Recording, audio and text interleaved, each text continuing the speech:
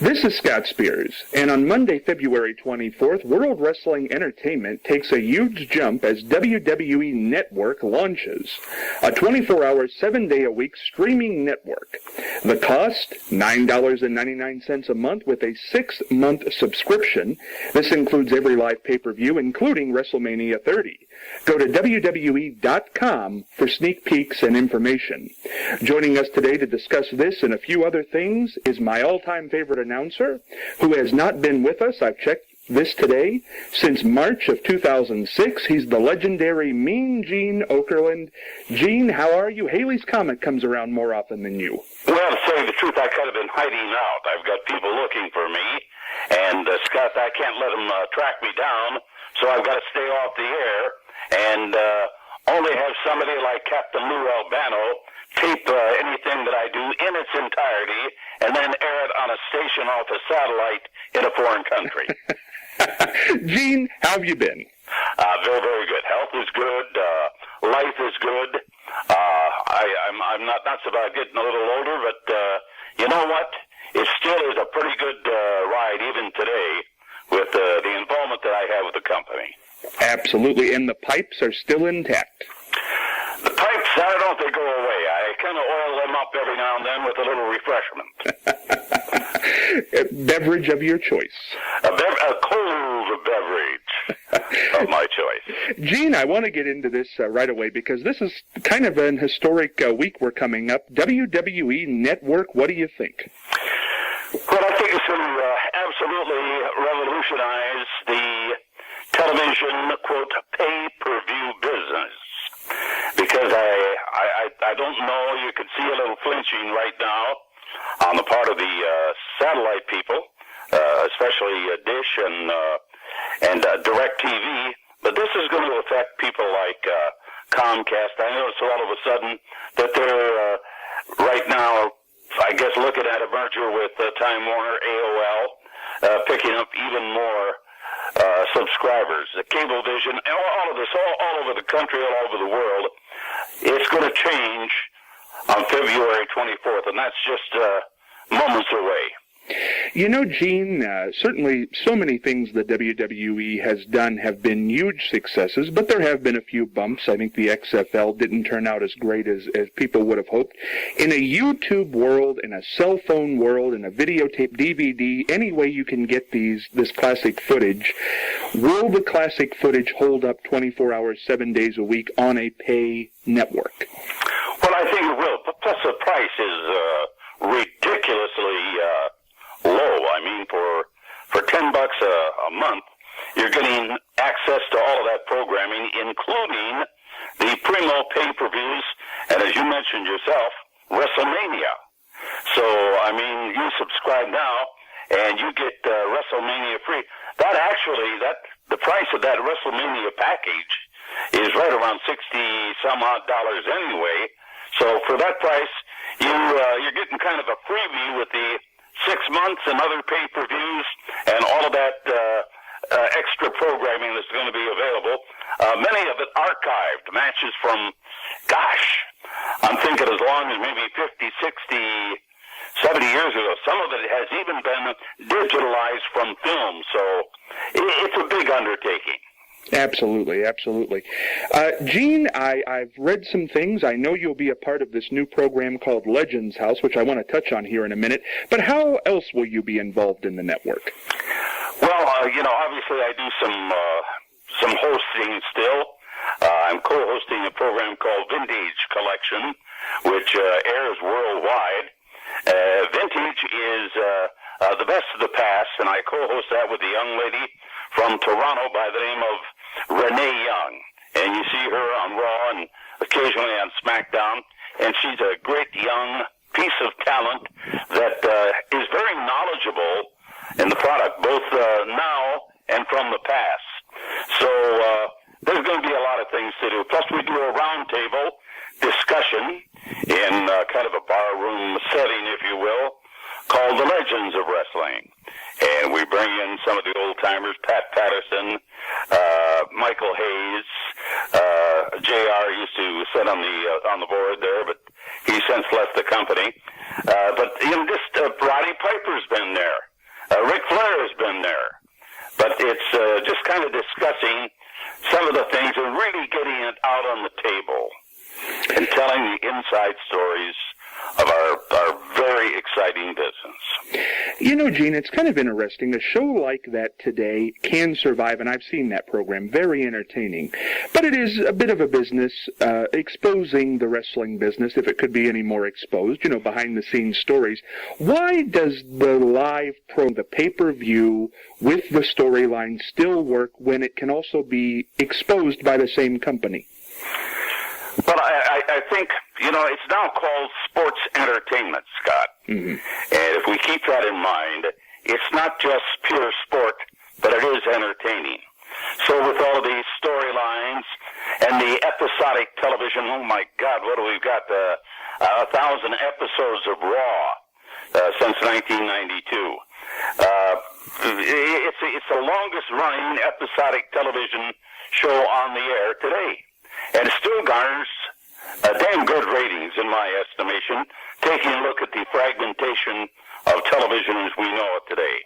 You probably have at home 500-600 channels or access to that many. We've got high def. We got all of this. Now, all of a sudden with this streaming, don't think there aren't going to be some people, including, and I'm just going to venture a guess here, this may be shaking a few people on the upper floors of the office, but you may be seeing UFC ultimately go to streaming because distributors are paid a lot of money.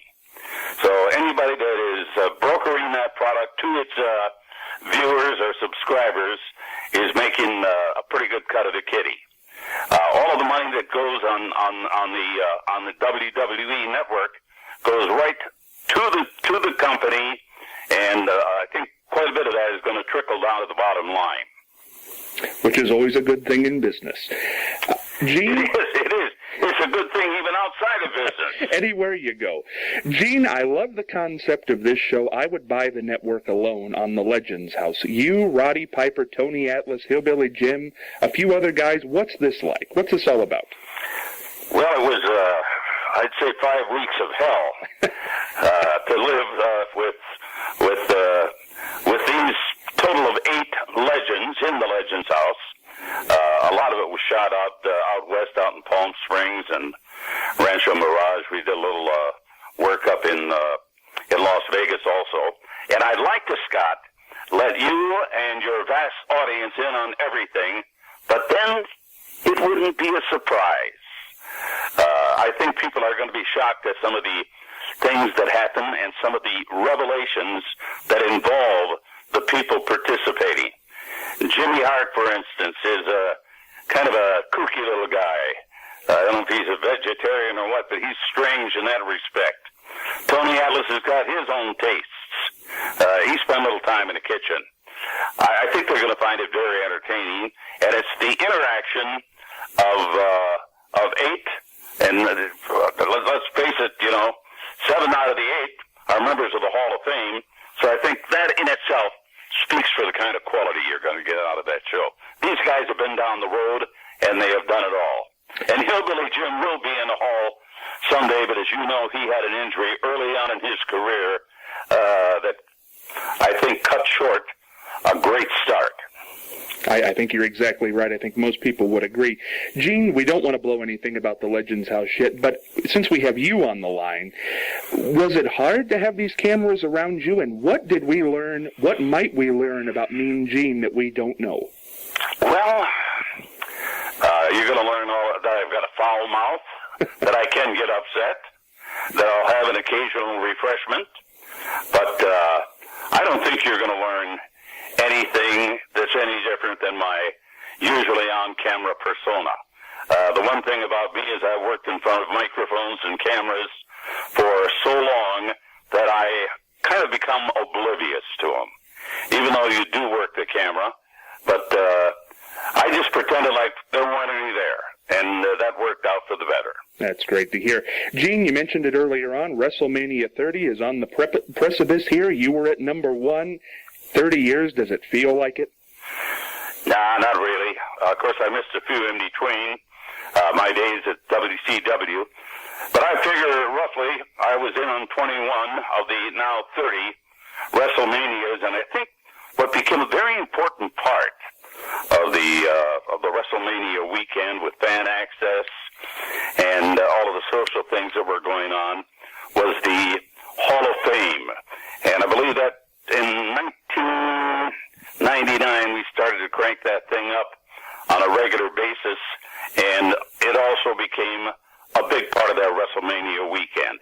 And you take a look, we've got a celebrity wing. I mean, Bob Uecker's in there, Pete Rose, Muhammad Ali. You've got the best of the best that have thrown their hat in the ring with the crowd from WWE. And I'm proud to be a member of the Hall of Fame. Absolutely. Is Muhammad Ali in there? I didn't realize he was in there. Well, I know Liberace isn't, but... and he should be. Yes. Yeah, well, he should be. And so, Mr. Liberace was the consummate entertainer, and on that subject, there was a lot of chatter recently, in recent weeks, about the inducting of Mr. T should be into this year's WWE Hall of Fame. And I think you hit the nail on the head when you said WrestleMania 1 to WrestleMania 30, does it seem like 30 years? You know, Mr. T was involved in the main event at WrestleMania 1 and WrestleMania 2, and I think that he definitely should be in the Hall of Fame. Whether it's this year or not, you know how long it took for Bruno Sammartino to be inducted. Well, I want to touch on this, Gene. The Hall of Fame this year, a lot of controversy on the internet with the bloggers. The first guy announced, the Ultimate Warrior. How do you feel about that? Well, I mean, he was a world champion. He was the Intercontinental Champion. He was a very electrifying performer as far as the crowds were concerned. I traveled around the country with him. Doing, we did so much television back then, still do. But, some people say work ethic, but you know what he did? He entertained him. Hulk Hogan, perhaps, was not the greatest worker per se in the ring. But you know what he did do, Scott? He put asses in seats, and that means something. That's what the Ultimate Warrior did. And listen, I interviewed the guy, and I couldn't figure out what he was saying. So, does he belong there? Yeah, he does. His speech should be very interesting, I think. Take me to the moon. Gene, you mentioned his name right there, and you know it as well as I do. It's all over the internet.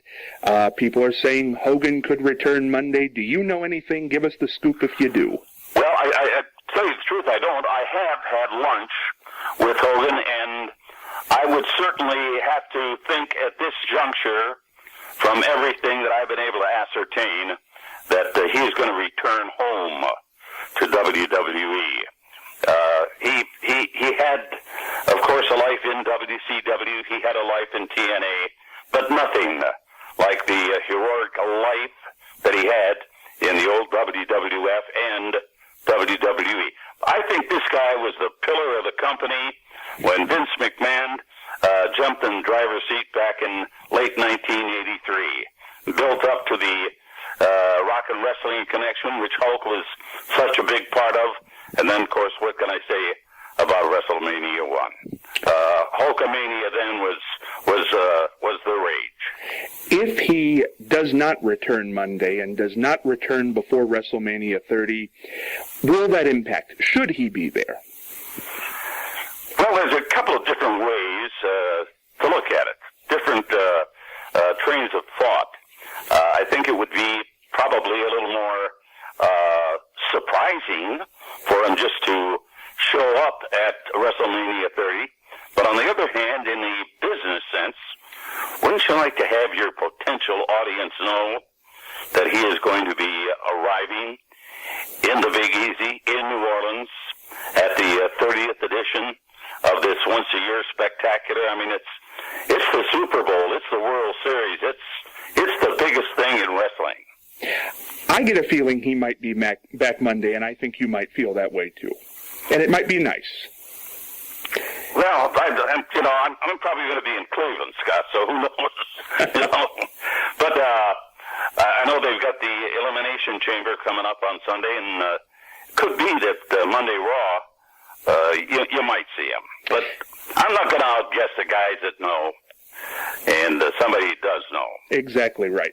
Gene, first time the 10-year anniversary of WrestleMania has been out of New York. What do you feel about that? I feel it's a good thing, and I'll tell you why. Last year, we were there for WrestleMania 29 at the MetLife Stadium, Giant Stadium over in New Jersey. And, of course, the night before, we had the Hall of Fame at Madison Square Garden.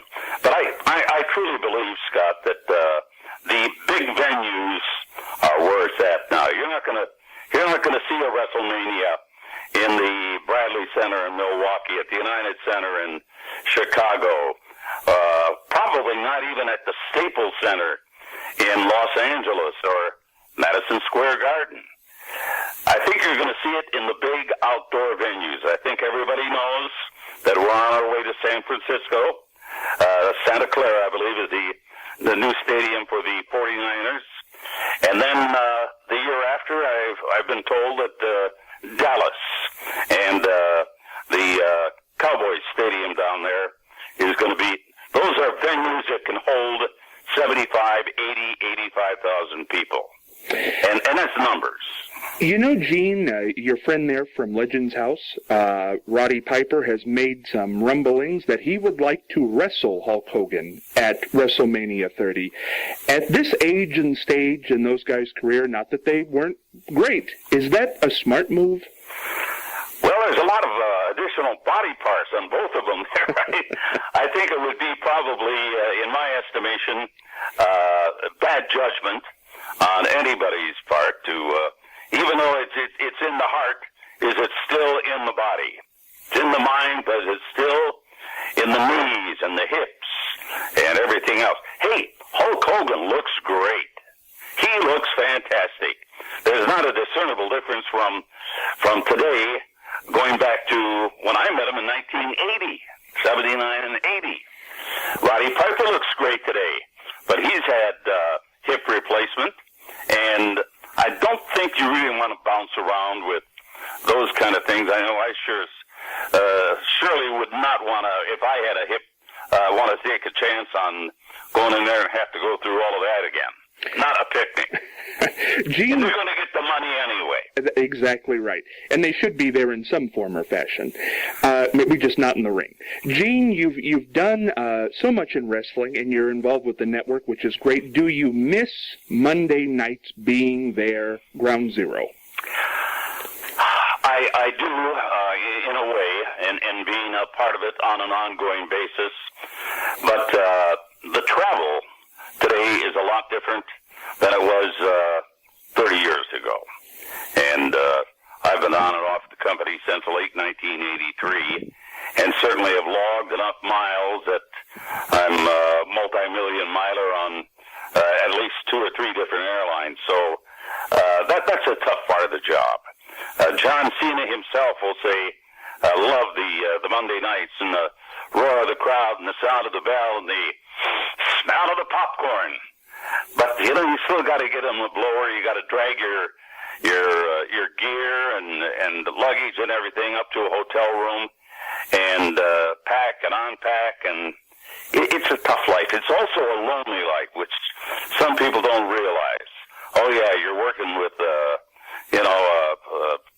couple of dozen guys and all of your ground people, referees, television people, but still, at the end of the night, you're in that hotel room by yourself, and it's off to another location the next day. So it gets to be a grind, and it gets to be hard. But these guys today, they're younger, they're much better physical shape, I think, than the generations before them, and I think that's the only life they know. I never had to go through TSA when I first started flying. I think most would agree. Gene, last time you were on this program, it was 2 weeks before your Hall of Fame induction. It was a great speech you gave, inducted by Hulk Hogan. You said you did He not... married me. He did. Yeah, right.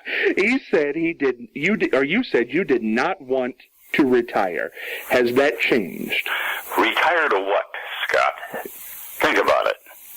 Retire to what? I live in Florida in the winter months.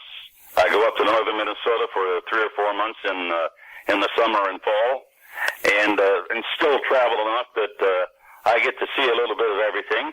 Plus, it's not a real bad idea to get out of the house now and then, so I get a chance to do that. But I still hunt, fish, play golf, do all of the things that I've done through the years. It's just a little easier now because I have less time that I have to kind of put against the work that I do. And it's easy work for me because I've done it all my life. You don't want to retire, but you don't necessarily want to jump on the planes like you used to. What is in the future? Is there something left you still want to do? Well, I just kind of like going along right now, status quo. I had a great conversation with Regis Philbin at the NAMPD convention out in Las Vegas one time, and he was then about my age right now, and now I believe Regis got to be into his 80s, well into his 80s, maybe 82 or 83, but he still has this zest for life. And I see him crawling all over furniture and jumping around, facelift here and there. And the guy looks good. He keeps the mind active. So he's doing what he wants to do. Why would you retire? What? To play an extra set of tennis? An extra round of golf? Nah. But do you want to do something outside of wrestling? Would you like to do more Fan Fest? And is there something, a movie, TV show? Movies are really kind of a pain. I've done my share of movies. I think last count was 10 or 11, and I spent over 40 days on location to do Ready to Rumble, and I've got to be very honest with you, that was a total piece of garbage, and it was a waste of my time. However, I did get paid for it, so what am I saying? Not a total waste. Not a total waste. I want to hit you with some quick rapid fire here as we approach the end of this interview. Gene, highlight of your career, best moment. Best moment is multiple best moments. I think one of the highlights had to be WrestleMania 1. Just getting to the WWE initially was kind of culture shock for me because they had such great production values. And when Dick Ebersol from NBC kind of teamed up with Vince McMahon, and they started doing all of these things that led to Saturday Night's Main Event, I got a chance to do some of the periphery things like Friday Night Videos and Saturday Night's Main Event. So there was a lot of opportunities there. But I think another big moment for me was the day I stepped in front of a camera and a microphone at WCW and joined the crew down there. I think change is good for everybody. I've never made a change in my life that I regret. Gene, so much is made of the problems in WCW. Was it really that bad on the level? Well, it was a zoo, and it was hastily organized. I think the basic thought process there was, let's throw money at it and see if it sticks. Well, it did for a while, but you still have to have the unique creativity that Vince has been able to do, either by himself, with people he surrounded himself with now, including writers. Back in the days when I started out, things were not planned quite that tight, but you know what it did? It made people like Bobby Heenan, Gene Okerlund, Hulk Hogan, Roddy Piper, Ric Flair, the Macho Man. I can go on and on and on. Maybe Jesse Ventura. But it made you better people because you wrote your own stories on your feet. Exactly right. Was there ever a career low? A time when you just said, boy, this is terrible? No. No, I never really had that because I managed to be fortunate enough to segue from one thing to another, and there wasn't a lot of downtime for me. I did shows like Confidential. I think that was groundbreaking. We were trying to do a magazine show, turning the cameras on ourselves and showing what was going on, and that had a 2-year run. I think it could have gone longer, but for why? The other thing that I'm really proud of is what we're doing today, and I think this giant step into the future by the network. And it's going to give me at least the opportunity, if I want, to do a lot more work. I'm going to be in New York and Stamford, I'll bet you 2 weeks out of every month. And I like that. Good. I'm busy. You're interacting with television people, with creative people, and with a lot of talent. Let me hit you with these next questions really quick here, Gene. Jesse Ventura, you mentioned there, he's made a little rumbling, might run for president. Do you think it'll happen? No, absolutely not. In a word, no. Any particular reason you can give us real quick? Well, I think Jesse is at the age right now where he doesn't want to run that hard. And he's got a pretty good life, He's made lots of money, and his wife has had enough. When he was governor, I think that left a very bad taste in his mouth. Rick Flair and myself had lunch with him up at his office in the state capitol up in Minnesota, and he said, "This is it. I'm a one-term governor," and he was. He was. Gene, you've had 2 kidney transplants. How's Three. How is that going? That's going fantastic. Matter of fact, I pay my doctor to come on over and have a cocktail with me once every 6 months. He's on the speed dial. He is. Nothing wrong with that. And also the olives. Gene, it's the question that's bandied around in wrestling blog rooms, chat rooms for years. You've seen them all. San Martino, Andre the Giant, Hulk Hogan, Steve Austin. Who is the guy that's going to be on top remembered in 100 years? I think, of course, Bruno San Martino, Andre the Giant, Ric Flair, Macho Man, all of these guys, The Rock, Stone Cold Steve Austin, Mick Foley. I mean, I can go on and on. Triple H. They were all... Shawn Michaels. My God, Bret Hart. You can go on and on and on, but I think the one man that was the face of wrestling when most of the population of not only this country, but the world, Scott, were formulating their tastes in television and in wrestling, in sports entertainment. That one man, Hulk Hogan. But boy, what a supporting cast he had.